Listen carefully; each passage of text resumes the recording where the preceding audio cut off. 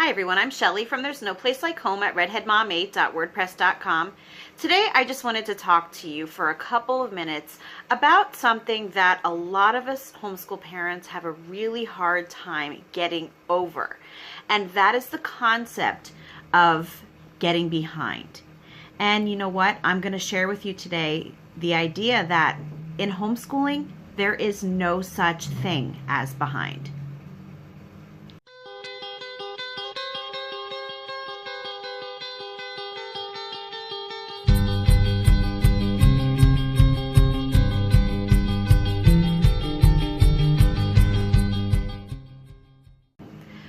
Now, thinking that you're behind can actually come in one of two areas, possibly more, but it's going to be two that I'm going to tackle today.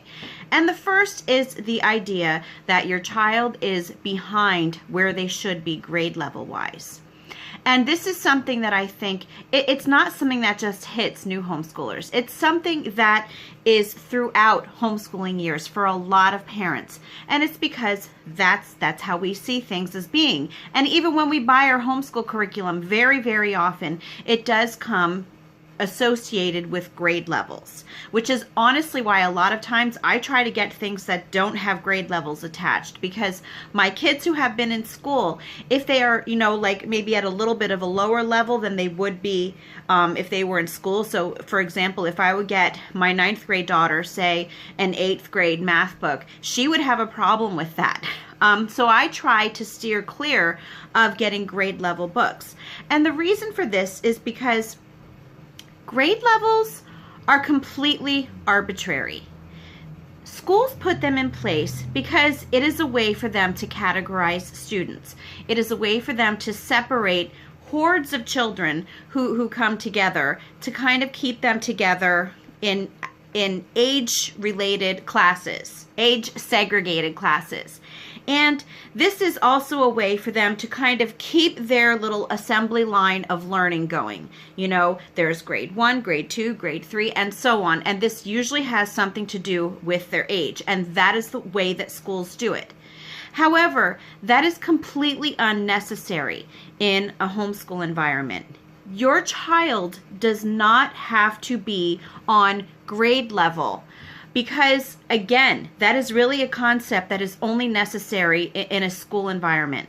And I know that a lot of states will require you to tell what grade your child is in. And even in our school district, although I'm not required to assign my kids a grade, our school district automatically assigns them a grade according to when they were born. But this doesn't mean that you have to be stuck to using that particular grade level for your child. And so what that means for you, the parent, and for your kids is that if you find that your children are not able to accomplish some of the things that are in the books that are supposedly for their grade level, you don't have to think of your child as behind and needing to get caught up because they're not where they should be in their particular grade level book. Kids grow on their own timeline. I think that a lot of us homeschooling parents recognize that, but for some reason, the idea of letting go of those grade levels is really, really difficult, and it's kind of a running joke through the homeschool community, like don't ask my kids what grade they're in. And that's becoming true more and more often because more and more parents are realizing that, again, yes, it's a concept that we really do not need to worry about when we are homeschooling our kids. So I wanted to help to lift that weight off of your shoulders, because I know how much of a burden it can seem if you keep focusing on the fact that your child has to stay, as you think, at this particular level of learning, and that's not the case. Give your child the freedom, the space to grow at their own pace, because when it comes down to it, when your child is 25 and going for that job interview, when they learn to read is never going to come up. Their prospective employer is never going to ask them, when did you learn how to read? And they're certainly not going to say to them, well, I'm sorry, but I just can't hire you because you didn't learn how to read early enough. It doesn't matter. And the same holds true for math skills. The same holds true for knowing certain facts. And what I'm going to tell you is that a lot of the facts that our kids learn in school or even in homeschool, they're not really going to come up as in everyday life as adults. Yes, sometimes it's helpful for your kids to know these tidbits of information so that people don't look at them like, oh my gosh, do they know anything? But to be quite honest, when Charlemagne reigned is never really going to be a topic of conversation for your child unless they grow up to be a historian or an academic in that area, I assure you. So I just wanted to go over that with you today, is just to kind of push the idea of grade levels out of your homeschool and just start focusing on who your child is, where they are at, and not think of them as being behind or even ahead. Your child is exactly where they need to be, and that is what is important. And another thing that is important is just making sure that, yes, they do make progress. Added to that, I just want to tell you that do not be surprised or worried if it seems that every now and then your children reach learning plateaus, meaning that it seems that they're not really picking things up for a little bit. Kids go through that. That is something that is completely normal, and again, as long as it is not something that lasts for an extended period of time, rest assured your child is learning, and it doesn't matter what number grade is on the outside of that book that you're using. Now, the other way that we homeschooling parents often start to think of being behind is with our curriculum.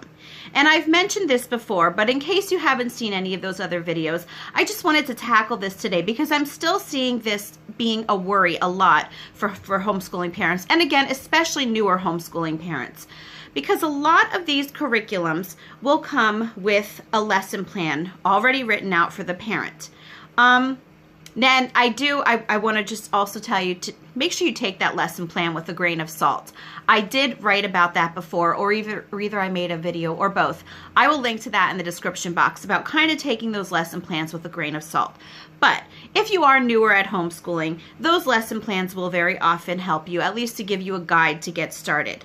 And what ends up happening is very often they are written out into anywhere between 34 to 36 weeks worth of school. Because a lot of states require that you do at least 180 days of school. I know that that's how it is in Pennsylvania. I know that it's not exactly the same number in all of the states, but it's around that. So yeah, you will find that a lot of these lesson plans are written out in 36-week schedules, and they will tell you each day what your child should be doing. And what ends up happening is that we end up getting so,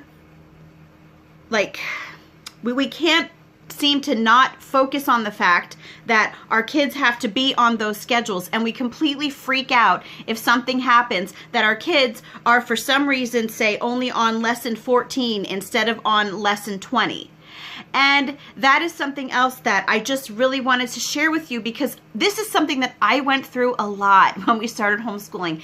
I had a lesson plan, which I actually wrote out myself. I didn't follow any lesson plans, so I kind of did this to myself, but I wrote out lesson plans, and I expected my kids to do certain things each day. And what would end up happening is, if we did not finish everything on one day, I would automatically start to think that we were behind, and I would either tack on a couple extra hours of school at the end of the day so that we were doing it for even longer, or sometimes, yeah, my kids were doing school on Saturdays and Sundays because I didn't want to, there it is again, get behind. And again, in a homeschool, there is no such thing as behind. What is important is that your child is learning. What is important is that your child is attaining knowledge that is actually going to be useful for them in everyday life. And I'm going to reiterate the fact that a lot of times, while these curriculums can be good guides and they can give you ideas on things that you should present to your kids, I always say like a smorgasbord of information.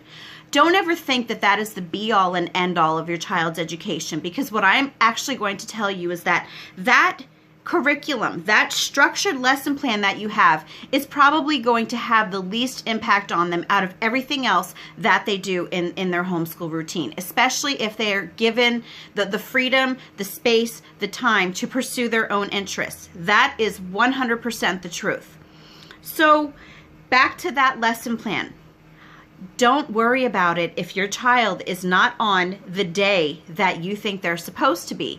Even if you are on day 116 of your homeschool, but your child is only on day 104 on their lesson plans, you are not behind. Your child is learning every single day. They are learning new things. They just might not be learning the things that are in that curriculum. And you really have to think to yourself, in the long run, at the end of the day, when your child is an adult, how important is it actually going to be if your child did not finish that particular curriculum? Is it going to hold them back for life? Is it going to some way impede things that they want to do?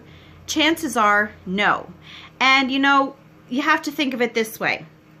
If you are following that lesson plan way of learning, look at schools. How often do they actually finish their textbooks? If you want to look at it that way, they don't finish their textbooks very often either. And, I think that that's something that we really need to remember.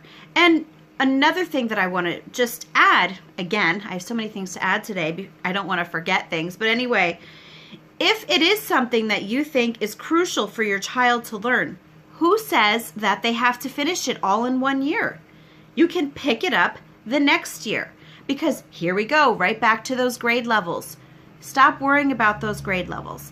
I actually had somebody comment on one of my other videos that she puts tape over the grade levels now on the books. And that is a fantastic idea, especially if your child is one of those kids that is really stuck on that because they see all of their friends who go to school, knowing what grade they're in. And this is somehow important to kids who are in school.